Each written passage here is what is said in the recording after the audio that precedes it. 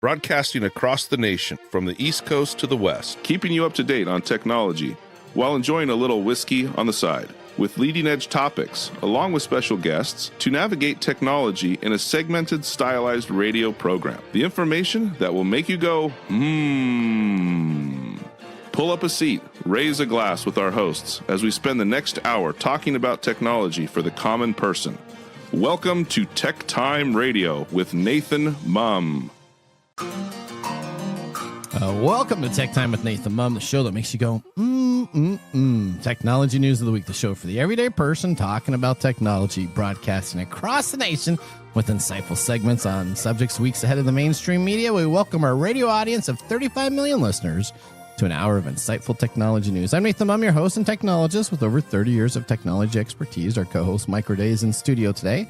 Mike's an award-winning author and a human behavior expert. Now, we're live streaming during our show on four of the most popular platforms, including YouTube, Twitch.tv, Facebook, and LinkedIn. We encourage you to visit us online at techtimeradio.com and become a Patreon supporter at patreon.com/techtimeradio. Now, we are friends from different backgrounds, but we bring the best technology show possible weekly for our family, friends, and fans to enjoy. We're glad to have Odie, our producer, at the control panel today.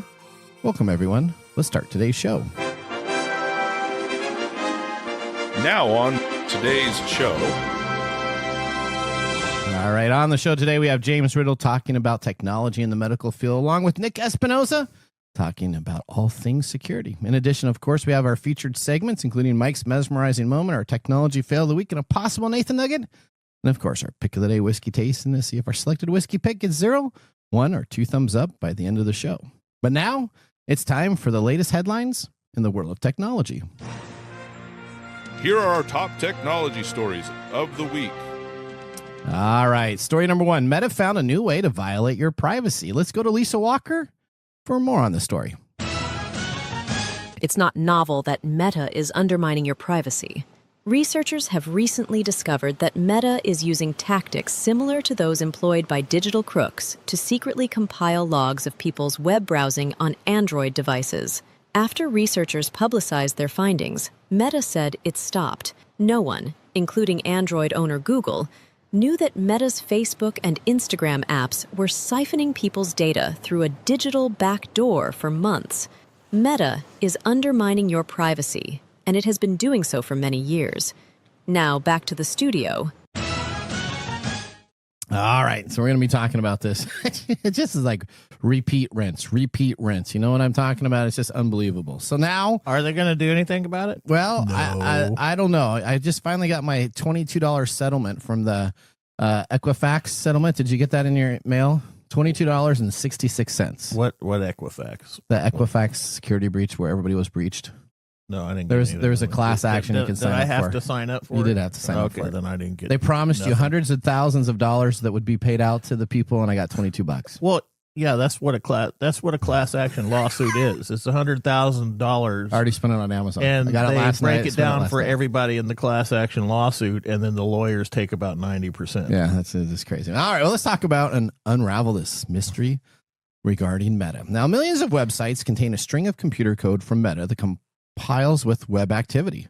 You might capture income you report to the government, your application for a student loan, or even your online shopping. Now, Meta uses logs, and they call this the Meta Pixel software to build a profile of you for advertising people to purchase. Now, typically information from this Meta software flows one way.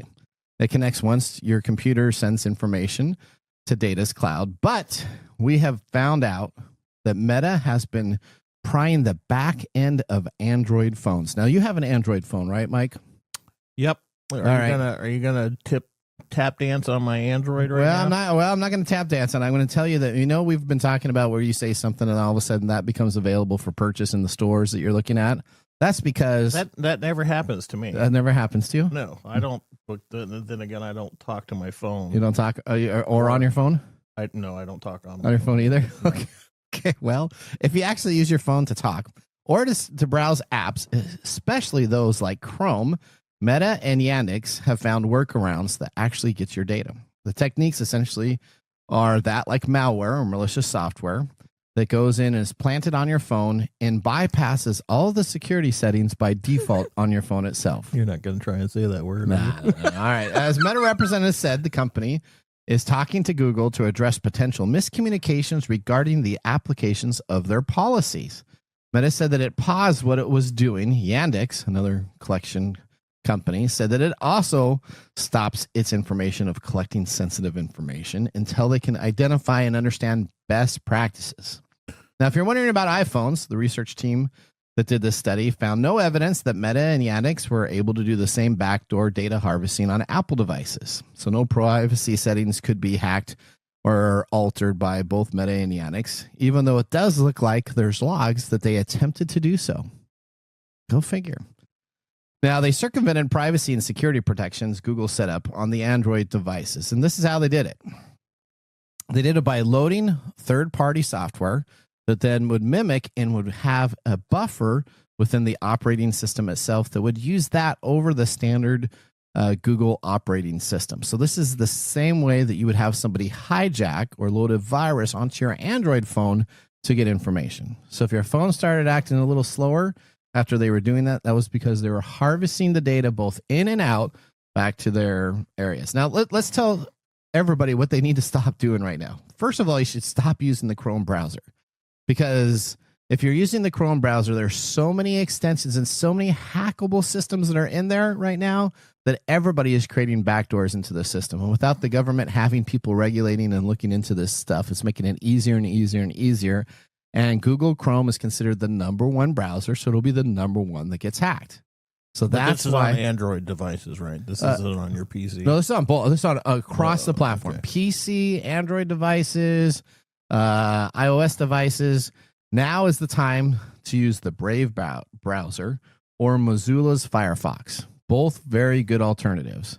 They are not #1, so they don't get all these hack backdoor applications they're adding to it. So now, if you really want to get crazy, you can even do Microsoft Edge, but that's really, I know, going a little bit to one extreme. So I don't know if you want to do that, but there are a couple alternatives. Are you bagging on Edge? Well, yeah, I'm just saying that there are other browsers out there. Please be careful. Chrome is the most popular web browser and has the most vulnerabilities of all that are out there. All right. Awesome. There you go. You know what?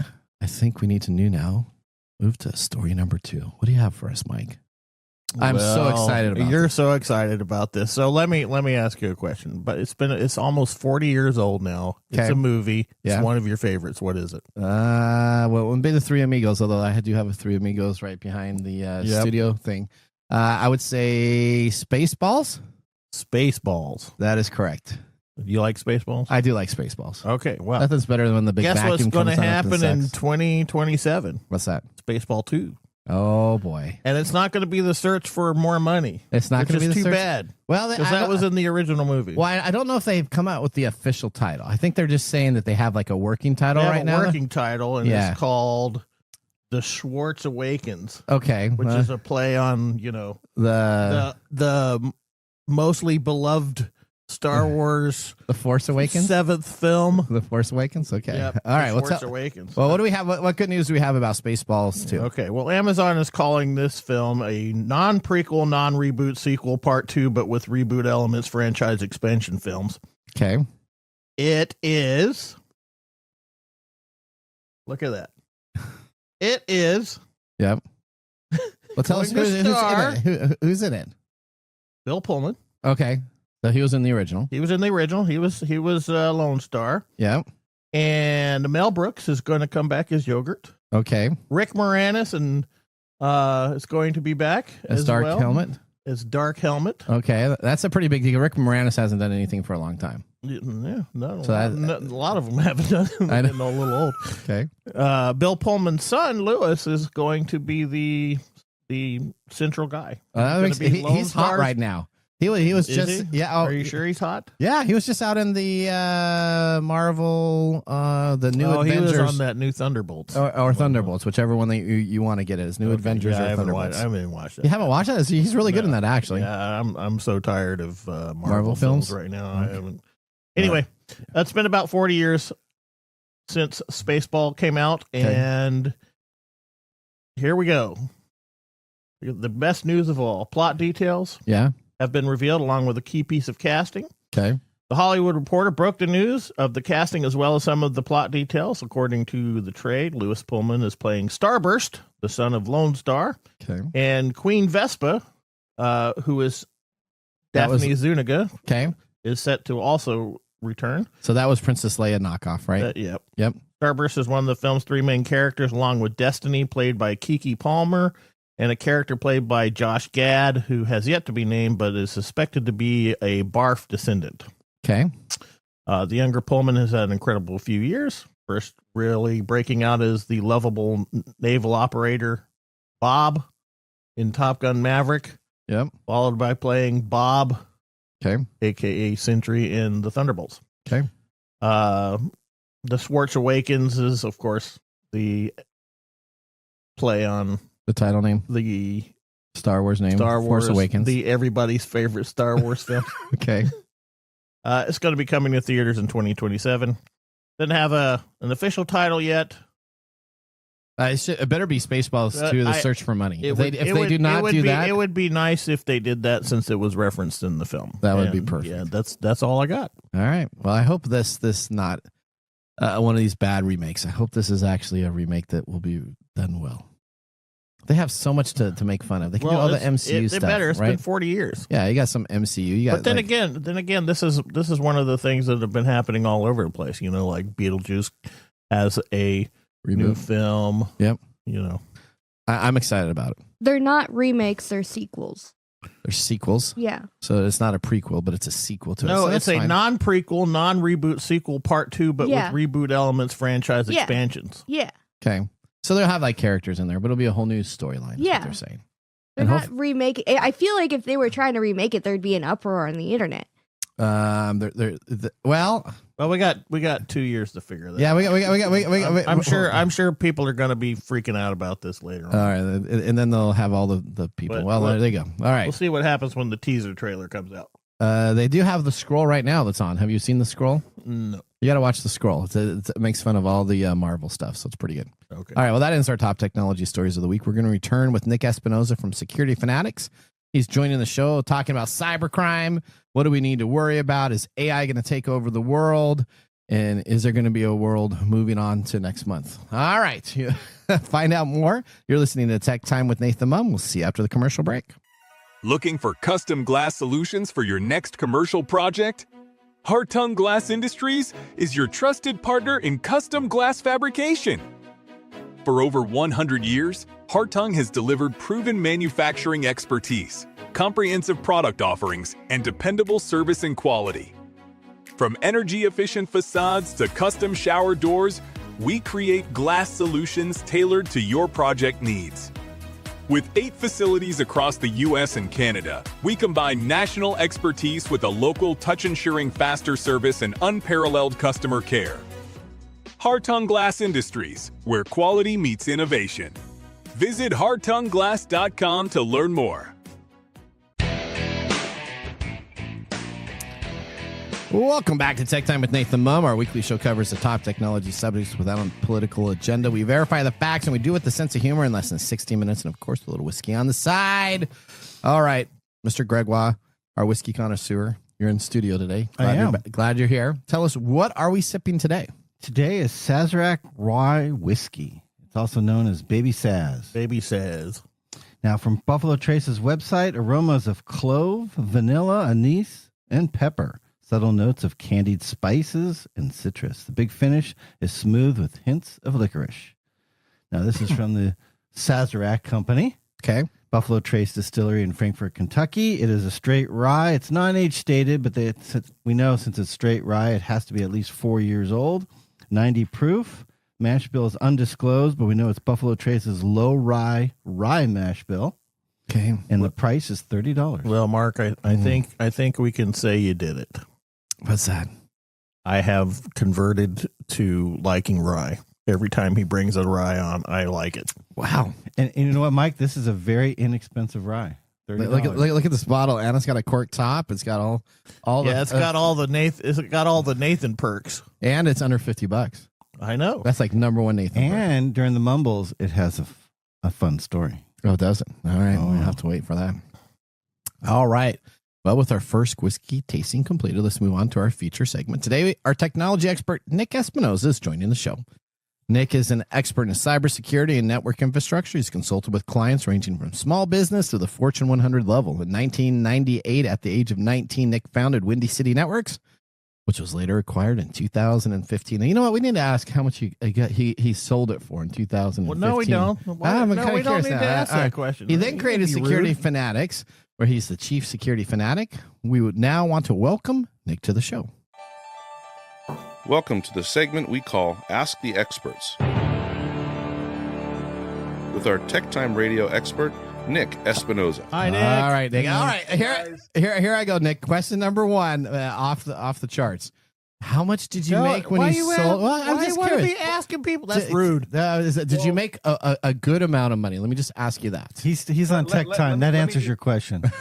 All right. Well, hang on. Let me just say this first. Okay.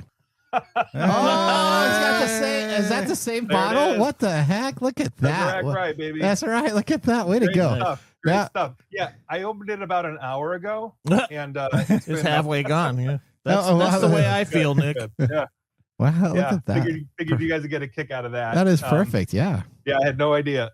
That was not planned, audience. That was not planned. So let's dive in. All right. Well, hang on. Let me ask. Thumbs up or thumbs down, Nick? Oh, I like it. Okay. I like it. It's up. good. All right. All right. Okay. Well, tell everybody a little bit about yourself for the listener audience.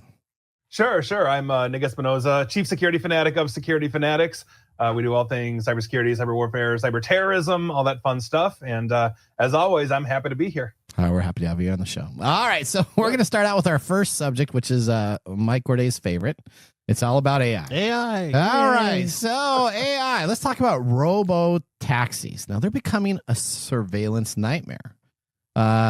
Which is why, you know what? No, that's second story. Let's go back to the first story. AI. Okay. See, we got two AIs. Let's talk about the AI that is now being used by our national security. What is going on with this? I'm seeing a bunch of articles pop up all over everywhere. What AI are they using? What's going on? Why is our national security using AI? Yeah. So we all knew this was coming, right? And I think there's a lot of implications in this. So the AI maker that we're talking about today is Anthropic. They're one of the major players, competitor to OpenAI, Microsoft, Google, et cetera, et cetera. And so they have just released a new set of AI models specifically for U.S. national security customers. Now, these are basically based off of their Claude. That's what Anthropic calls their artificial intelligence, but these are gov models, and they're designed essentially to be applied to government operations like strategic planning, operational support, and I think this one's concerning, intelligence analysis. Now, Anthropic is saying that these new custom models handle classified material better, and then they also refuse less when engaging with classified information. So I guess the initial models just couldn't ingest everything and look at all points from all sides, and now it's gotten better as AI tends to get better. And so by virtue of that, it now has a greater understanding of the documents within intelligence and defense contexts. So these models have quote unquote enhanced proficiency in languages, dialects, and whatnot that are critical to national security operations. And Anthropic says that also has improved understanding and interpretation of complex cybersecurity data for intelligence analysis. Now, obviously, a whole bunch of AI makers are trying to get into this space because what's good enough for the government usually means really expensive contracts. So OpenAI, Meta are good friends that are data mining the bejesus out of us. Google, Cohere, and others are working on this as well. My fear here is that this is going to look at basically intelligence from all sides. It's going to make some kind of decision and then get people killed. Meaning when we have what? He said Spynet. I said Skynet. Or Skynet. I'm not saying they're hooking it up to the missiles, right? But imagine ingesting a whole bunch of intelligence like where Osama bin Laden is in Abbottabad, and the AI makes an incorrect assessment, incorrect statement, something along those lines that's wildly off, and we get a whole bunch of SEAL team members killed or something along those lines. Or we bomb the wrong target, and bombings are a thing lately. So I mean, I think this has a lot to be desired, and I think it's something that we really need to watch. Yeah, I do have concerns about this, right? So now, I mean, what? Yeah, what? Our AI, you're like the AI. No, I love AI for aspects of AI, but I don't know if I want. I mean, I don't mind it going through a bunch of SharePoint documents and and summarizing different stuff. But when it starts going on out and making its own ideas and its own intelligence, which it's not, it's just a bunch of ones and zeros that it's deciding yes or no for, then now all of a sudden I think we have some issues to be. We already know that it lies and it hallucinates. Yeah, we already know that it tried to, like a couple weeks ago or last week, I think it was on the show where we talked about the bribery where it tried bribing somebody. So I mean, it's at the infancy stages. I'm not sure that Anthropic on the back end, I am not too hip on that company and their processes that they have. I'm a big Sam Altman, OpenAI type of guy. I just like that they have a lot of guardrails in place, in my opinion. They're doing a lot of stuff that I think is what I would want to be done. So I just, okay. Right. Well, and Anthropic is a major player. I mean, if you've used their Claude model, it's pretty solid and it's accurate, or tends to be. But, to Mike's point, we see hallucinations all the time, right? These things go out there. I've literally written articles on it where I've gotten it to lie to me, and it really wasn't hard to get it to do that. Not to mention the fact that the more information you're ingesting, the more probability there could potentially be for misanalysis as well. And obviously the intelligence agencies want to dump as much data into this thing, have it sift through and come up with solutions. I think that could be very promising, but also very, very detrimental, to this as well. And we've just seen some terrible misfires over the year with this. So putting this in the hands of national security, I think, is a little concerning. Not to mention the fact Palantir seems to be building and compiling a national database, right? And so how's the AI going to look at that as it's looking at our data, for example? That's the whole thing from Doge. Now, suddenly you're going to start having personal profiles, and the government will be like, these are high risk. They do, but now it's going to be even easier to dynamically pull that in. All the government's going to do is buy Meta, and then they'll know everything about it. That's about right. All right, staying on the topic of AI, I almost skipped over this. The story number 2: robo taxis are becoming the surveillance nightmare. Not only are they a road nightmare, not only do they stop in the middle of the road when software updates need to be happening and they don't know what's going on. So you got all those nightmares. Now we have LA protesters that have been in the news. They set some on fire.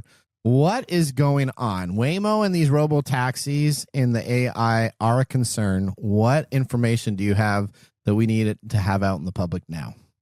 Well, think about it this way. What is a robo taxi? If you see one of these things, it sees you, right? And so by virtue of that, police departments in cities where these things operate, I was just recently in San Francisco for the RSA conference. These things are flipping everywhere, right? And so the cops basically are getting all of the footage from these to help them in investigations. And so Bloomberg did some reporting on this, and they noted that San Francisco, Maricopa County, Arizona, which is Phoenix, and some others are issuing legal requests like warrants and subpoenas and all of that to essentially obtain videos from like these Waymo vehicles, and obviously other ones, but like Waymo is the big one, right? And they've been doing, San Francisco and Phoenix have been doing that since 2023. But this goes all the way back with Waymo to 2016, when they first started launching in other areas around the Phoenix area, like Chandler and all of that. So autonomous vehicles are obviously equipped with 360-degree cameras. They're constantly recording. In other words, if I'm walking down the street in San Francisco or Phoenix or whatever, and one of these Waymos goes by, it sees me. It has to see me because I could be a potential threat if I jump in front of the car, right?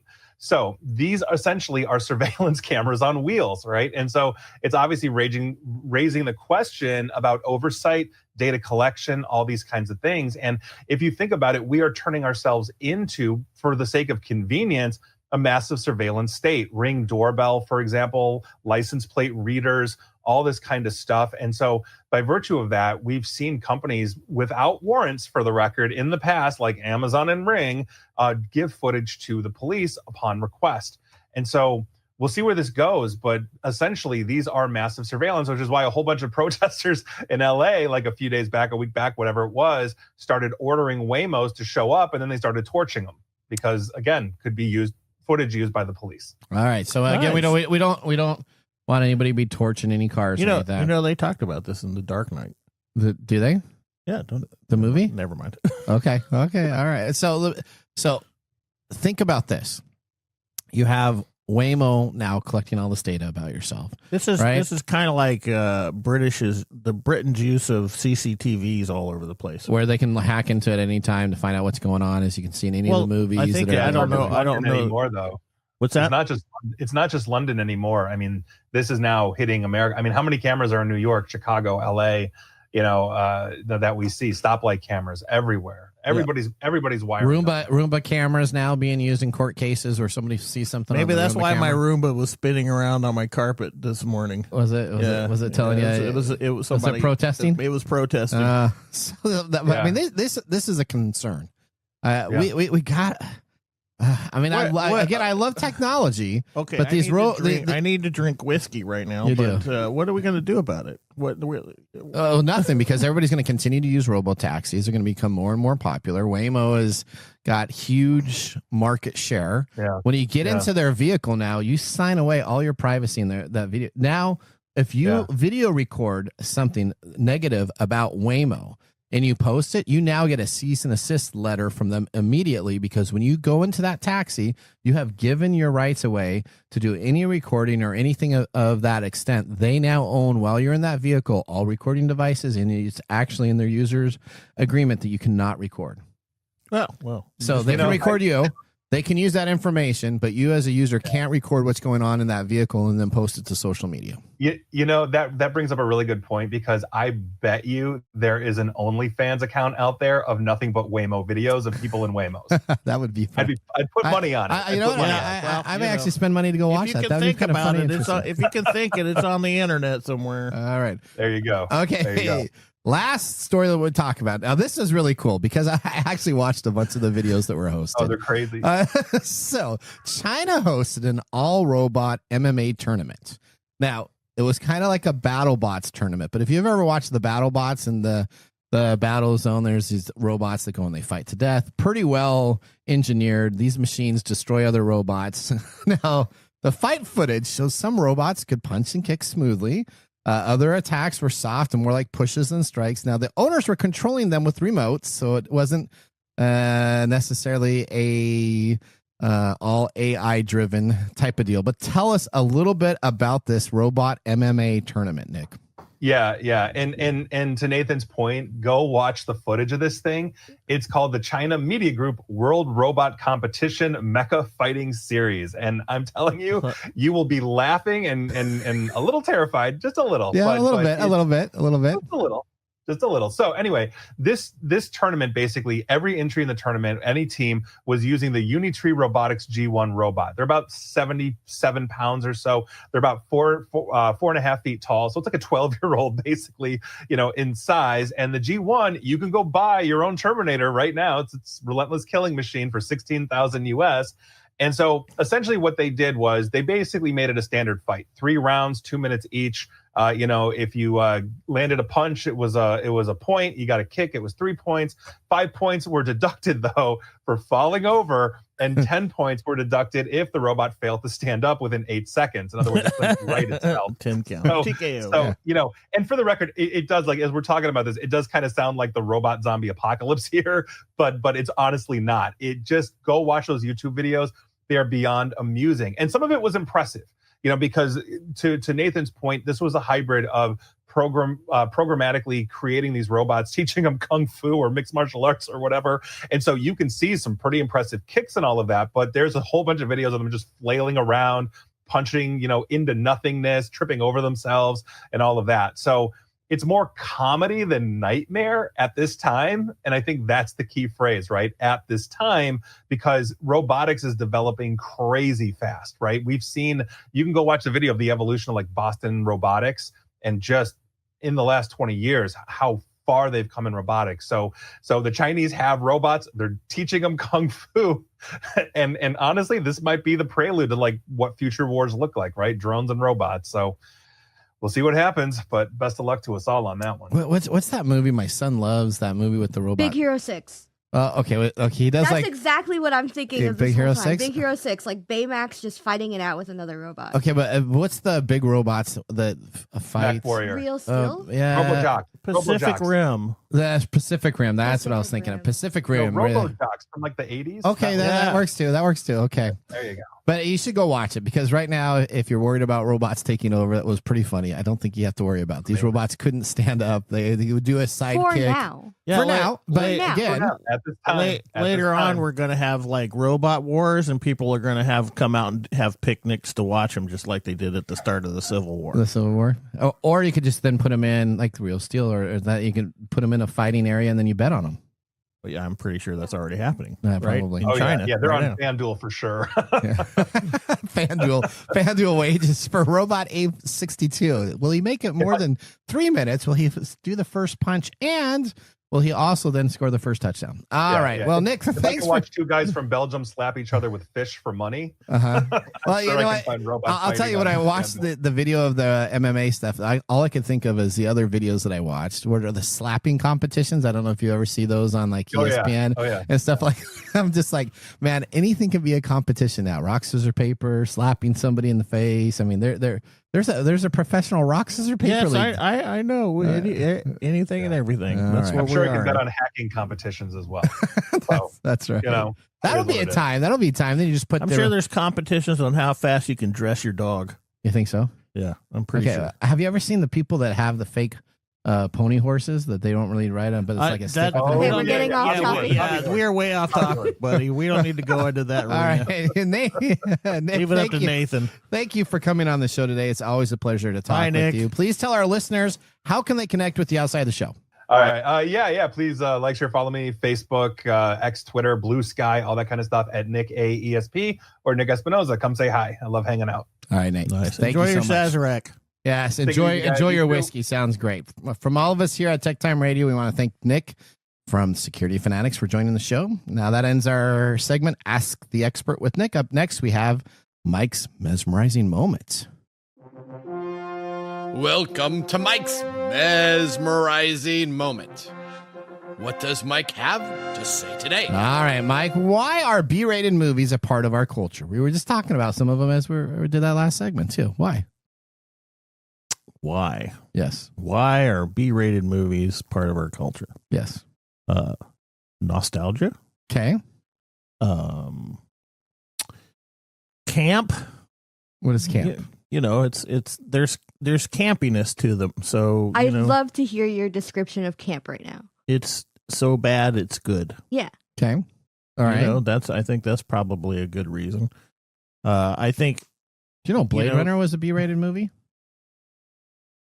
When it first came out, kind of like a blockbuster bomb, and then all of a sudden they caught on later. Yeah, well, see, that's where we get this discussion, right? Because when a company makes a movie, they are looking for a specific return on that movie, right? So if it doesn't hit that in the box office, then it becomes a B-rated movie, a bomb. But a true B-rated movie is those movies that are quickly done. It's under budget. It's a proving ground for actors and actresses and filmmakers and all this other stuff. So I don't think you're quite putting Blade Runner in the correct category, because I don't think Blade Runner was created as a B movie and it just didn't do well in the box office. And then what happens is, if it doesn't hold up to the hype when it releases, you get what's an underground fandom that comes along, and they recruit more and more people, and then it becomes a very popular movie later on down the line, and that feeds into a lot of different psychology. It feeds into the same. Yes, a community thing. And also they call it a cult following because there's some cult aspects to it. So yeah. Okay. That's why. Now, the B movie originally was created for a bomb. That's what they call this. So it was a bomb at the box office. But now it's it has its own subgenre category of what a B movie is. A B movie is just one of those. There's a lot more freedom in how it's filmed and how it's done, and there's a lot of different reasons why B movies exist. Okay. Whether it becomes a cult classic or a favorite, I mean, there's tons and tons of movies out there that nobody knows about, nobody cares about. Howard the Duck. Yeah, there's a cult following of Howard the Duck. You think so? Pretty sure. Okay. It pops up on streaming services every once in a while. So, all right. Okay. Well, thank you, Mike, for that mesmerizing moment. yeah, I'm sure that was really mesmerizing. That was mesmerizing for me. I'm going to go home and watch Spaceballs. Are you? Okay. All right. Up next, we have This Week in Technology. So now would be a great time to enjoy a little whiskey on the side, as we're going to be doing so during the break. You're listening to TechTime Radio with Nathan Mumm. See you in a few minutes. Hey, Mike. Yeah, what's up? Hey, so you know what? We need people to start liking our social media pages. If you like our show, if you really like us, we could use your support on patreon.com. Or is it Patreon? I think it's Patreon. Okay, Patreon. If you really like us, you can. And you say I'm the English guy? Patreon.com. I butcher the English language? You know you butcher the English language. Okay, so it's all the time. It's patreon.com. Patreon.com. If you really like our show, you can subscribe to patreon.com and help us out. Oh, and you can visit us on that Facebook platform. You know, the one that Zuckerberg owns? The one that we always bag on? Yeah, you can. We're on Facebook, too. Yeah, like us on Facebook. Do you know what our Facebook page is? TechTime Radio. At TechTime Radio. Yeah. You know what? There's a trend here. It seems to be that there's a trend, and that's TechTime Radio. Or you can even Instagram with us. And that's at TechTime Radio. That's at TechTime Radio. Or you can find us on TikTok. And it's TechTime Radio. It's at TechTime Radio. Like and subscribe to our social media. Like us today. We need you to like us. Like us and subscribe. That's it? That's it. That's that simple. And now, let's look back at this week in technology. All right. Going back to our Wayback Machine, we're going to June 17th, 1980. The first two video games were copyrighted. Now, Atari's Asteroids and Lunar Lander, two of some of my favorite first video games, became the first two video games to get registered by the U.S. Copyright Office. This was a crucial step in the development of intellectual property rights for the emerging video game industry. Now, with over 400,000 active copyrighted games in the United States, it's key that the underlying source code and the game's artistic elements, including art, music, and dialogue, can be protected by copyright law. However, gameplay elements of a video game are generally ineligible for any copyrights. Did you know that? No. I don't, so that makes sense why there's so many knockoffs of Grand Theft Auto, right? I mean, you got Mafia, which is a knockoff of that. You got tons of other video games that take the same type of experience and then create their own worlds or their own versions of those worlds. So it just tells you that you can copyright the people, the artists, and the music and art. Okay. Nobody cares. All right. Well, that was This Week in Technology. If you ever wanted to watch some tech time history with over 250 plus weekly broadcasts spanning on our 4+ years, going on 5 of video, podcasts, and blog information, visit us at techtimeradio.com to watch our older shows. All right. Now we're going to move on to our special guest segment. Today we have James Riddle. James has been a longtime contributor to the program. James, our special guest, is here to talk about what's going on in the medical research and innovation. James has spent the last 25 years working in the clinical research fields and lends his expertise to our audience to help break down what's going on in the world of research. You can also follow him on LinkedIn. Let's start our next segment. Welcome to the segment we call Ask the Experts with our Tech Time Radio expert, James Riddle. Hi, James. Great to have you back on the show. Hi, James. All right. So please tell the listeners a little bit about yourself.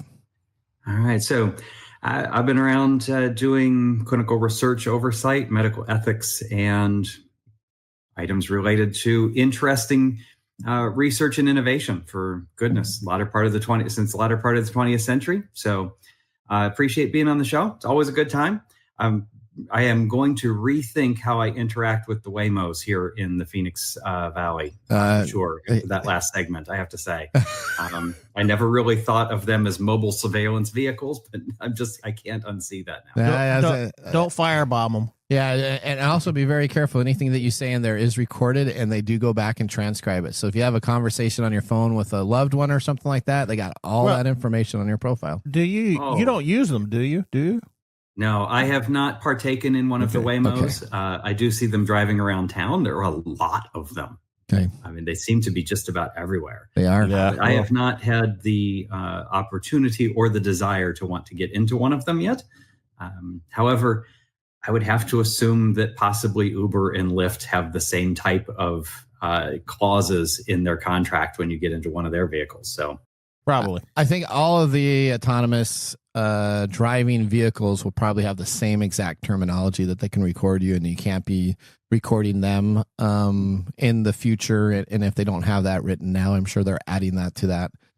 So you know what? Just go and hop in an Uber with a real person, and then you can talk with them about their that's what you just said. They probably have the same. They probably have the same stuff going on. I don't know if you could do that, because as a driver in there, then you would also have to be all recorded, and all your stuff would go to Uber. And I think there could. I don't know. You know what? I have not done the research into that.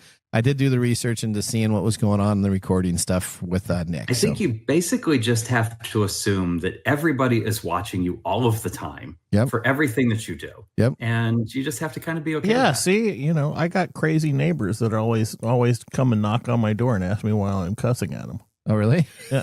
Isn't that you're just cussing at That's just me yelling at the TV. Okay. Or my Roomba. All right. That's spinning on the carpet. In circles.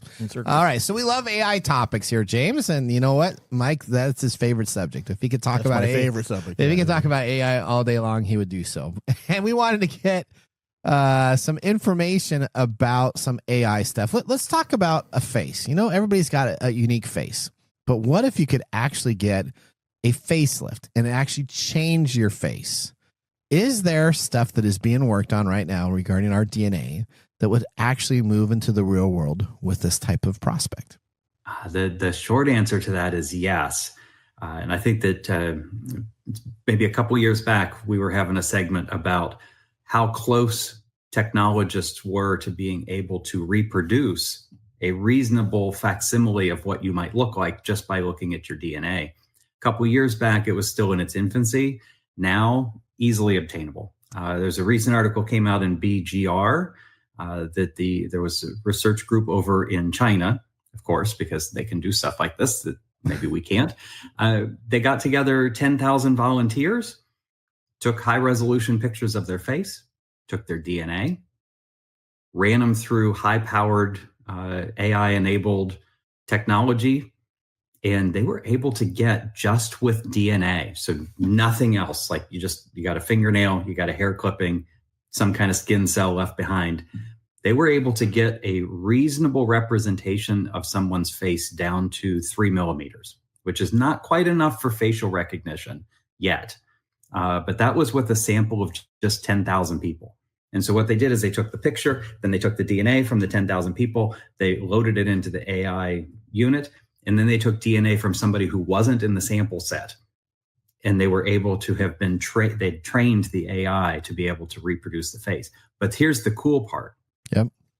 When they added in age, sex, and body mass index. So think about like what the police officers might ask a witness. Yeah. Like, what did the person look like? Well, they were, 5'6" male, 200 pounds.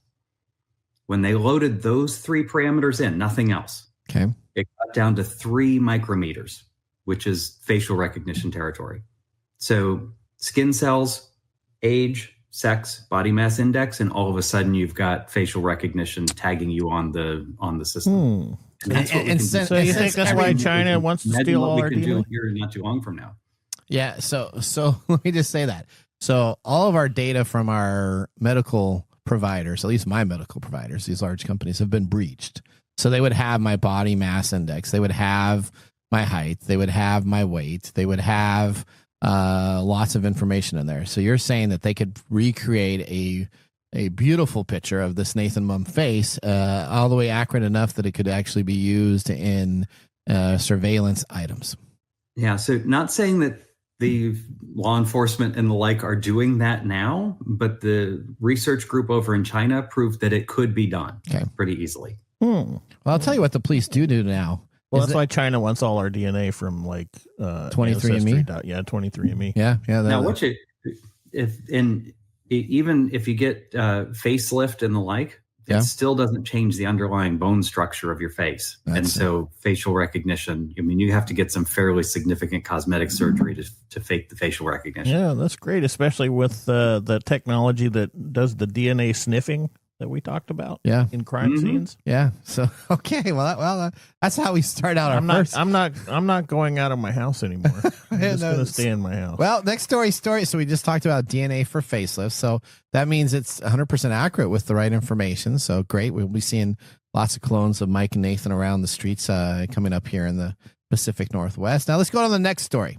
Now this is a marvel of a story. All right. Or should we say a Spider-Man marvel of a story? Let's talk about what do you have going on with spiders. Explain this. What do we got going on here, James? Yeah, so there was a very interesting article in a journal called Interesting Engineering, no pun intended, where I think we've talked about CRISPR-Cas9 on the show a lot. before. The ability to take DNA and make very specific changes to the DNA, insert it back into the organism, and then the organism will adopt the traits of the updated genetic code.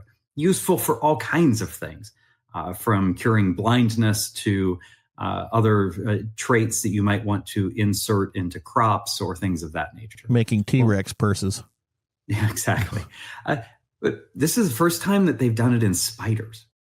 Okay. So they took a relatively common house spider, the researchers in this particular article, and they genetically engineered the spider so that it produced red fluorescent spider silk. Okay. So spider silk is an amazing biologic phenomenon. Like, we have not been able as humans to reproduce the characteristics of spider silk, but we've finally been able to take a little bit of time to genetically engineer the spider to make it glow red, which was kind of interesting.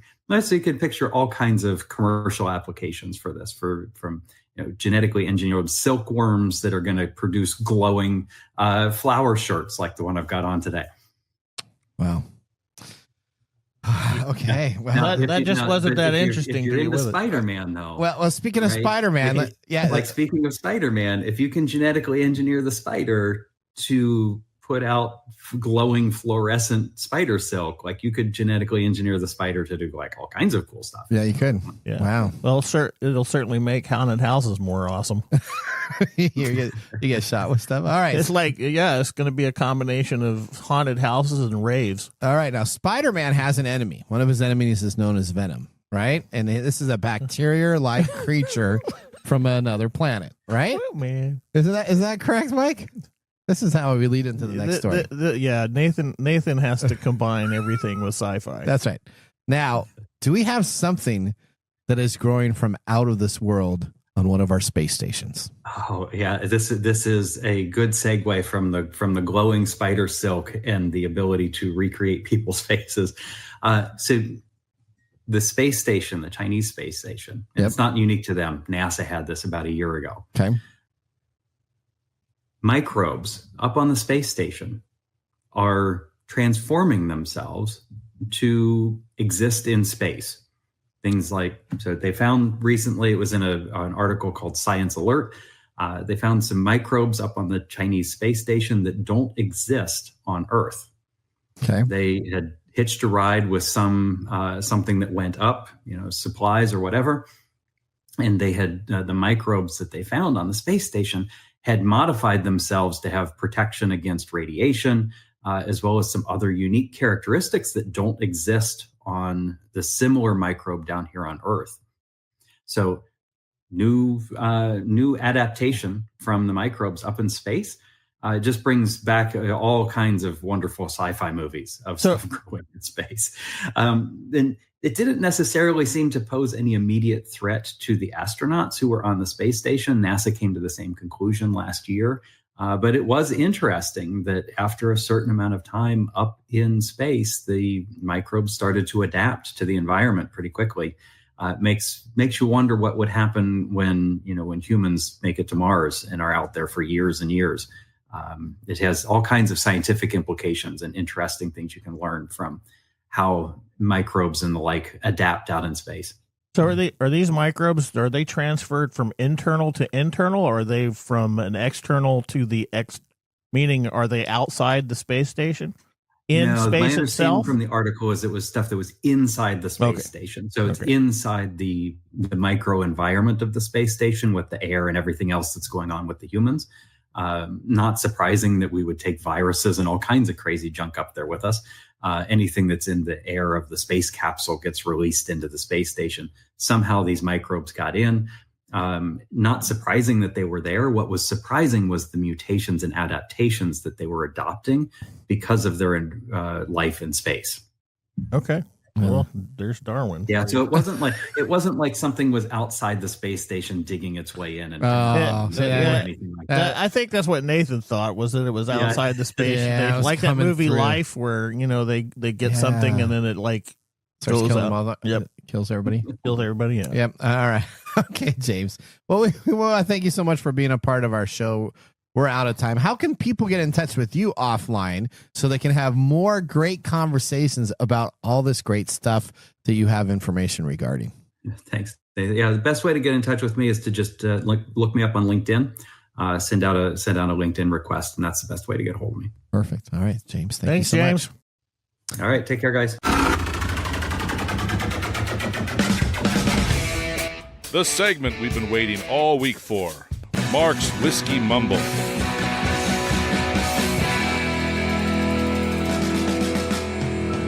Whew. Today, I wish today was Saturday. Why is that? This past Saturday was National Bourbon Day. Oh, hopefully you guys enjoyed it. Did you celebrate? Oh, of course. Okay, there you go. Of course. Okay, what's today? But what's today? That's the more important question. What is today? National B-rated movie day. No, I don't think so. No. Today is National Mascot Day. Oh, okay. National Mascot? Yeah, we celebrate and appreciate the spirit of fun mascots bringing to every event. People of all ages, children, and adults alike, except maybe Mike. Enjoy That's right. Blah humbug.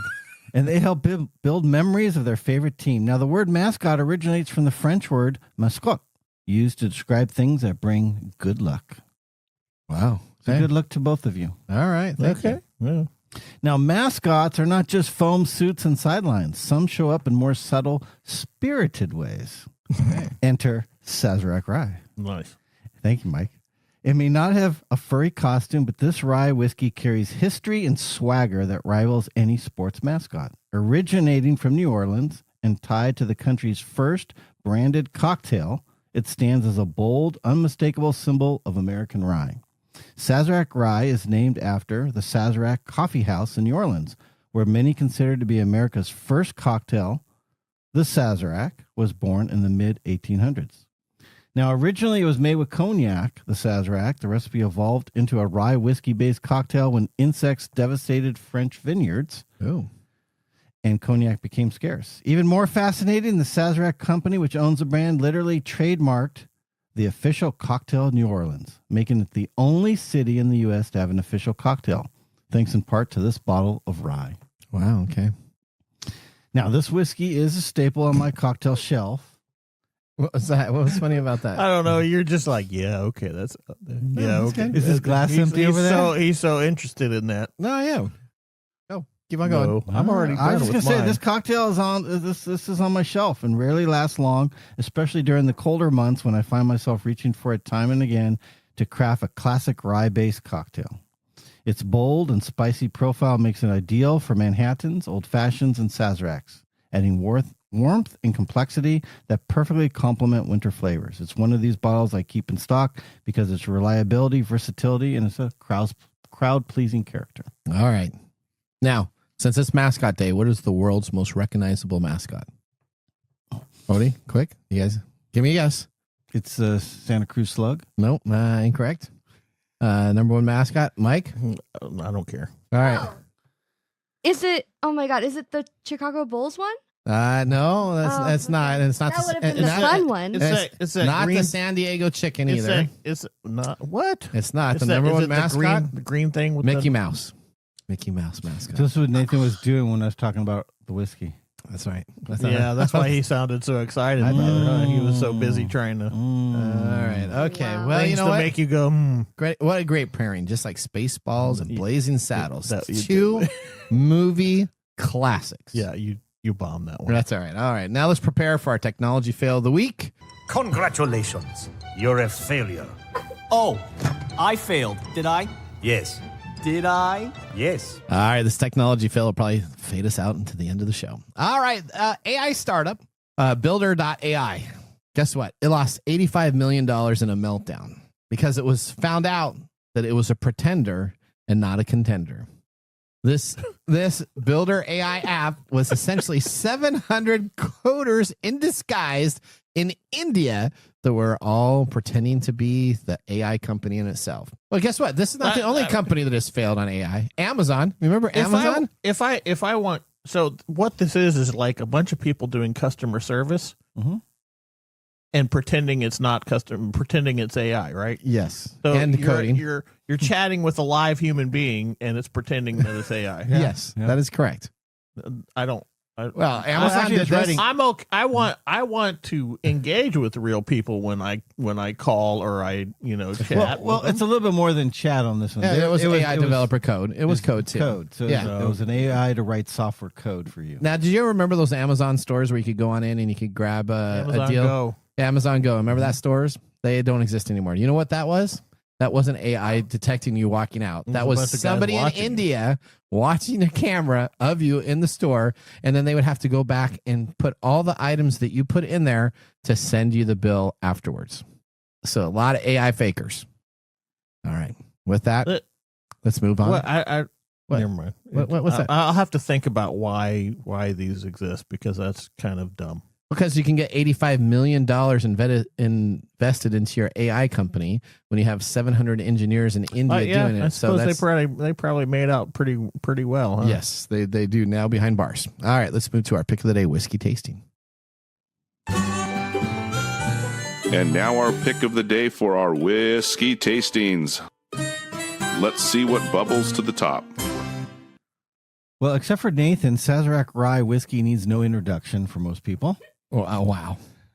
From Buffalo Trace Distillery, 90 I've been doing proof. this 5 years. Of course I know what that. I don't know. Get on your AI chatbot and figure it out. Okay. $30. Absolutely thumbs up. Thumbs up for Nathan.